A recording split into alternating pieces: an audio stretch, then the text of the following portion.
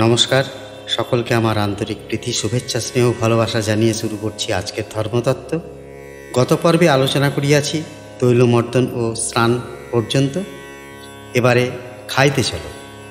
ডান নাসিকাতে শ্বাস বহনকালে খাদ্য গ্রহণ করিবে, তাহার জন্য বাম দিকে ঘাড় কাত করিয়া বাম গালে খাদ্য উত্তম রূপে চর্বণ করিয়া আহার করিতে হইবে। ডান গালে আছে অগ্নিগ্রন্থি, তাই এই গালে খাদ্য চর্বিত হইলে পাচক রস কম নিঃসরণ হয়। আর বাম গালে আছে বরুণ গ্রন্থি, এই গালে খাদ্য চর্বিত হইলে বেশি করিয়া পাচক রস খরিত হয় ও হজমের সাহায্য করে, তাই বাম গালে চর্বণের কথা বলিলাম। এই হইল খাদ্য চর্বণের কথা। কিন্তু আহার গ্রহণের প্রাথমিক শাস্ত্রীয় বিধি কি প্রকার তাহা শোনো। কয়েকটি ব্যঞ্জন সহ খাদ্যপাত্র তোমার সামনে চলিয়া আসিয়াছে।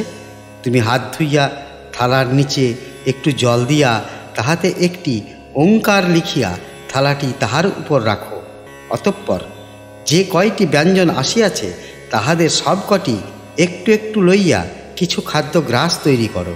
ডান হাতে একটা গ্রাস ধরিয়া গীতার 4th অধ্যায়ের 24 নম্বর শ্লোকটি বলো, যথা ব্রহ্মার্পণং ব্রহ্ম হবি ব্রহ্মাগ্নৈ ব্রহ্মণাহুতম ব্রহ্মৈব তেন গন্তব্যং ব্রহ্মকর্ম সমাধিনা।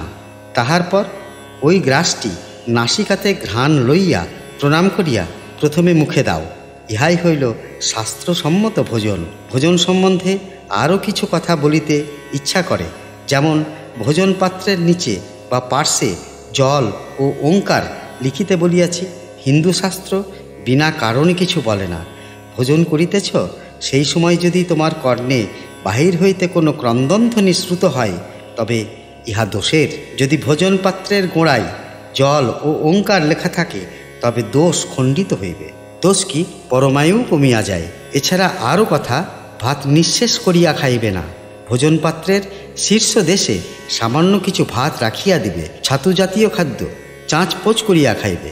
দুধের বাটি ধুইয়া খাইবে। ভোজন পাত্রের উপর ব্যঞ্জন বা ডালের পাত্র বা যে কোনো পাত্র রাখিয়া খাইবে না। স্ত্রী যদি খায় তবে তাহার স্বামীর পরমায়ু কমিয়া যায়।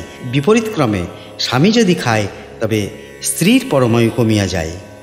এইভাবে খাদ্য গ্রহণ করিলে আধ্যাত্মিকতার খাদ্য গ্রহণ করা হয়। এইভাবে খাদ্য গ্রহণ শাস্ত্রসম্মত, বিধিসম্মত। আবার দেখা হবে পরবর্তী পর্বে। নমস্কার, ভালো থাকুন।